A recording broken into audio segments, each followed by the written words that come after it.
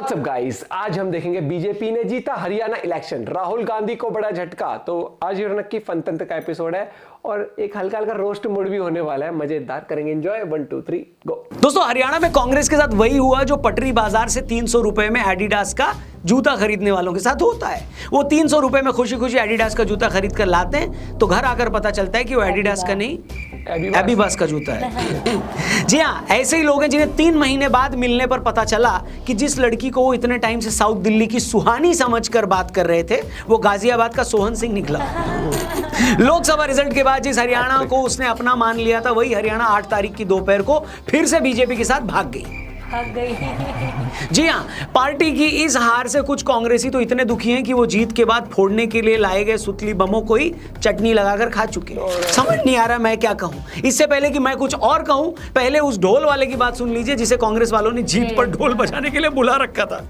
क्या हुआ, आप लोग जा रहे हो क्या? अभी जा रहे हैं। क्यों, अभी नहीं रुकना? वो सीटें वीटें आई नहीं है, हमारी पेमेंट कर दी उन्होंने। वो कह रहे हैं आप जाओ, हमें पिछली दफा बुलाएंगे आपको। अच्छा, क्या कह रहे हैं, जा रहे हो? ओ भाई, मारो मुझे मारो। ये क्या हो गया हरियाणा में दोस्तों? बीजेपी हरियाणा की 90 में से 50 सीटें ऑलमोस्ट लाकर लगातार तीसरी बार सत्ता में आ गई। कांग्रेस लगातार तीसरी बार जलील हुई है। लोकसभा चुनाव में जब से कांग्रेस को 10 में से 5 सीटें आई थी ना हरियाणा में, ये मानकर चल रहे थे कि बस अब हरियाणा में हमारी ही सरकार बनने वाली है। इन लोगों का कॉन्फिडेंस देखकर इलेक्शन कमीशन को भी एक बार लग रहा था कि हरियाणा में विधानसभा चुनाव कराने भी है या फिर रहने देते हैं इस बार है। हरियाणा का अगला सीएम बनने के लिए 2 महीने से हुड्डा जी और कुमारी शैलजा ऐसे लड़ रहे थे जैसे बीजेपी वालों ने पॉलिटिक्स छोड़कर पानीपत में जलेबी की फैक्ट्री खोल ली। वही जलेबी की फैक्ट्री जिसकी नींव हरियाणा चुनाव में राहुल बाबा ने रखी थी। तब भी मैंने यही कहा था। क्या कहा था भाऊ? रुको जरा, सब्र करो। इतनी जल्दी शपथ ग्रहण में पहनने के लिए शेरवानी न सिलवाओ, रुको जरा सब्र करो। ऐसा ना हो कि रिजल्ट इधर उधर हो गया तो बाद में उसी शेरवानी को फाड़कर पोछा बनाना पड़े। बताओ, अच्छा लगता है क्या? नहीं ना।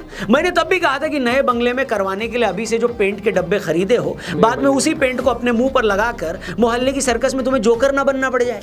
और तुम जोकर बन गए तो तुम्हारे किसी सीनियर लीडर को ये ना लगने लगे कि तुम उसे चैलेंज कर रहे हो जोकर बन के।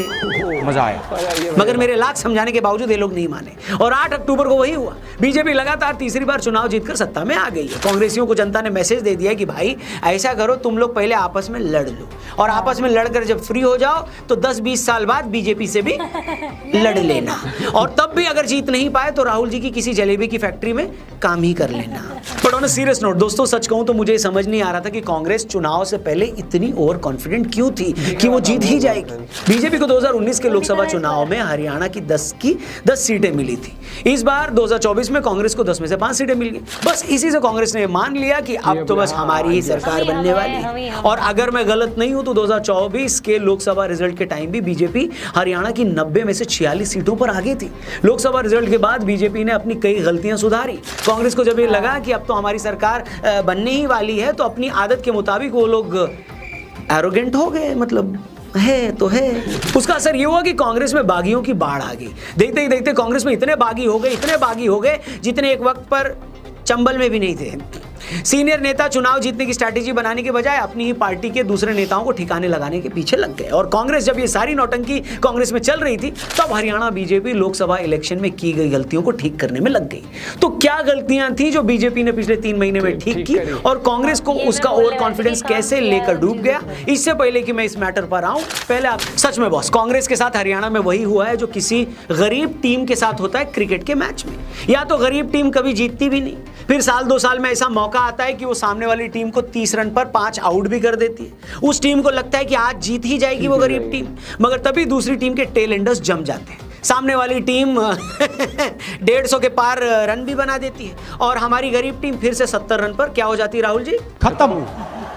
कांग्रेस को बड़ी उम्मीदें थी कि आखिरकार 3455 स्टेट इलेक्शंस हारने के बाद फाइनली वो एक चुनाव जीतने जा रही है। कांग्रेसी प्रवक्ताओं ने इस जीत का क्रेडिट राहुल गांधी को देते हुए भजन तक लिख डाले थे।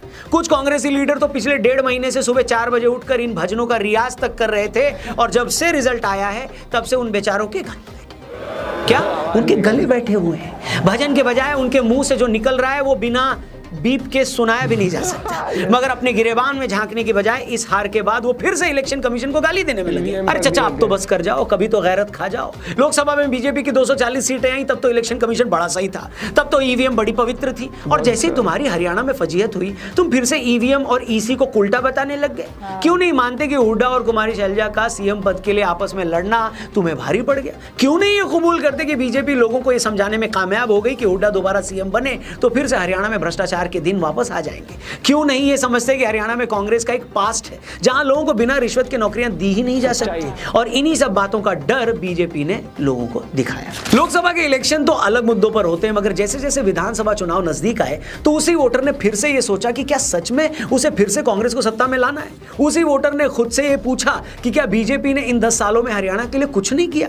और जैसे जैसे प्रचार आगे बीता तो लोगों ने ये रियलाइज किया कि बीजेपी ने 10 सालों में हरियाणा को एक स्टेबिलिटी दी है। खट्टर साहब से जो बीजेपी के कार्यकर्ताओं की शिकायत थी कि वो उन्हें टाइम नहीं देते, उस शिकायत को नए सीएम सैनी साहब ने दूर कर दिया। सैनी साहब ने सीएम बनते ही क्रीमी लेयर की लिमिट को बढ़ा दिया। उन्होंने कॉन्ट्रैक्ट पर चल रहे हजारों लोगों को नौकरियां उनकी पक्की कर दी। बीजेपी ने चुनावी प्रचार के दौरान जो पुराना तरीका था उस पर लौटते हुए डोर टू डोर कैंपेन किया, नुक्कड़ सभाएं भी की।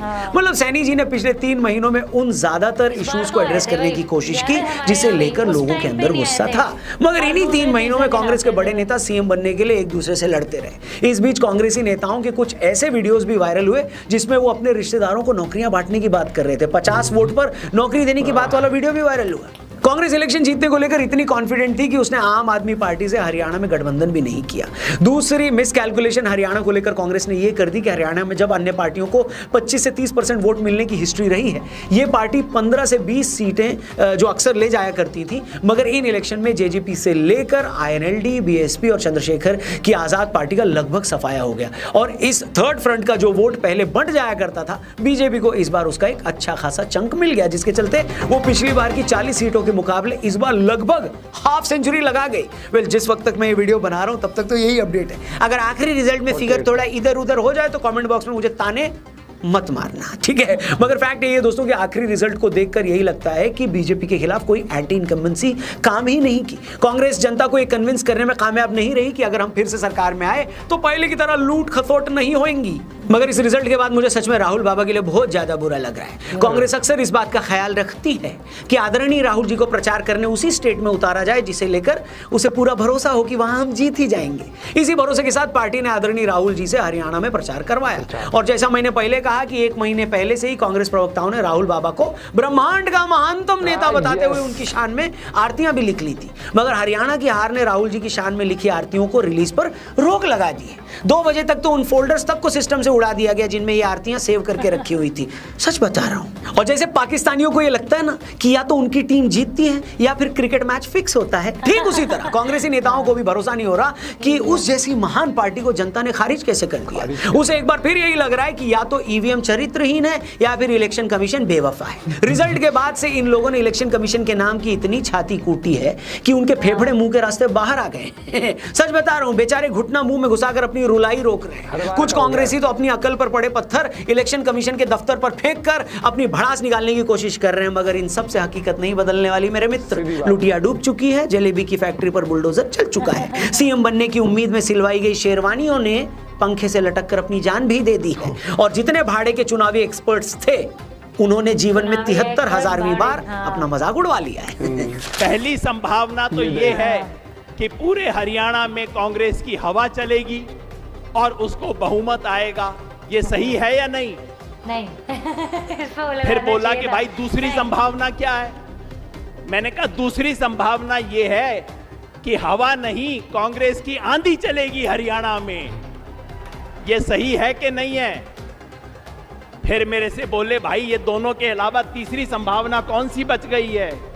मैंने कहा तीसरी संभावना ये है कि सुनामी चलेगी यहाँ पे कांग्रेस की। अब आप बता दो, हवा चलेगी, आंधी के सुनामी। आखिर में मेरी ईश्वर से यही प्रार्थना है कि वो ऐसे निष्पक्ष चुनावी विश्लेषकों को हरियाणा की रिजल्ट सहने की शक्ति दे। मेरी ईश्वर से यह भी प्रार्थना है कि वो उन यूट्यूबर्स को भी थोड़ी गैरत दे जो पिछले 3 महीने में 300 बार गली गली घूमकर ये बता चुके थे कि कैसे कांग्रेस पार्टी की 70 सीटें आ रही हैं। और मेरी भगवान से ये प्रार्थना भी रहेगी कि वो ऐसे हर आदमी को चुल्लू भर पानी भी दे। चुल्लू भर क्यों?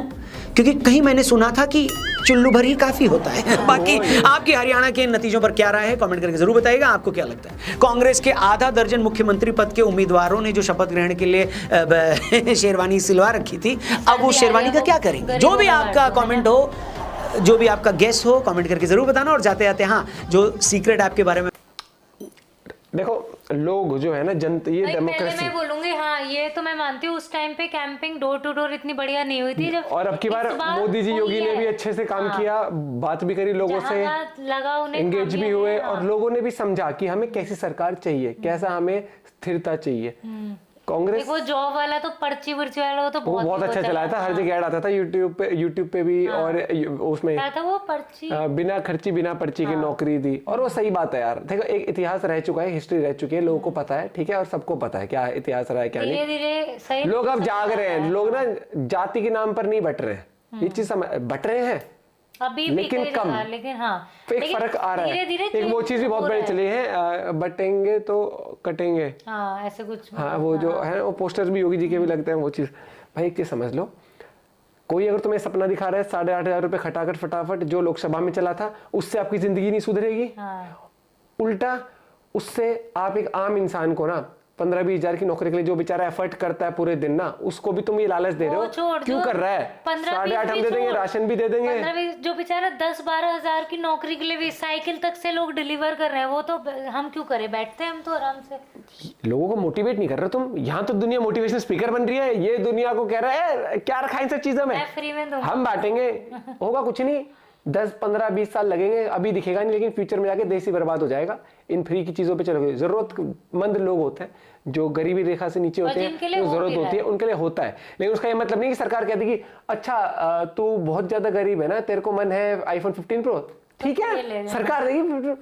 जायज और नाजायज चीज में फर्क होता है, वांट्स और नीड्स में फर्क होता है। वो चीज बीजेपी सरकार बहुत बढ़िया तरीके से समझती है कि लोगों की क्या वांट है और क्या नीड है। नीड क्या है भाई, खाना मिल जाए, बिजली मिल जाए, पानी घर तक पहुंच जाए, वो कर रही है कि जो बूढ़े लोग हैं उनको पेंशन की तरह एक सपोर्टिंग हैंड मिल जाए। ये महिलाओं को 8,500 रुपए भी बांट देंगे, इतना यार एक 2-2.5 हजार रुपए का सपोर्ट है, वो चीज अलग होती है। लेकिन आप ऐसे कर देना कि डेटा भी दे देंगे, ये भी दे देंगे, कल कोई कहता ना देश की तिजोरी भी दे देंगे, जाके जब मन करे अपना ATM कार्ड लगाओ और देश की तिजोरी से निकालो। ये सरकारी बैंक सबका है, हमारा नहीं है कुछ भी, है ना यार। देश चलता है डेवलपमेंट की तरफ, देश चलते हैं हर एक चीज की। और देखो मेरे से पूछोगे फ्रैंकली, अगर अच्छा कमा रहे हो तो टैक्स भी भरो, क्योंकि जब आप टैक्स भरोगे तो देश आपका ग्रो होगा, ये हमें प्राउड होना चाहिए। जो नहीं कैपेबल है भरने का, चलो कोई नहीं। काफी लोग को मैं भी सुनता हूँ कि यार इतना कमाते हैं, आदत तो सरकार ले जाती है, फिर सुविधाएं भी देती। नो डाउट वो चीज़ है, उस पर वर्क होना चाहिए कि सुविधाएं थोड़ी और बेटर मिले हमें, चाहे हमें हेल्थ केयर में थोड़ा और बेटर हो। हेल्थ केयर में इन द सेंस सरकार कुछ योजनाएं लानी चाहिए कि अगर हम पैसा वैसा भर रहे हैं टैक्स में भी, तो कुछ एक इंसेंटिव या कुछ ना कुछ उस चीज़ के लिए करना चाहिए हेल्थ सेक्टर में। बाकी मजा आ गया भैया, जो रिजल्ट आया अपना पॉइंट ऑफ व्यू बताना। Bye, take care.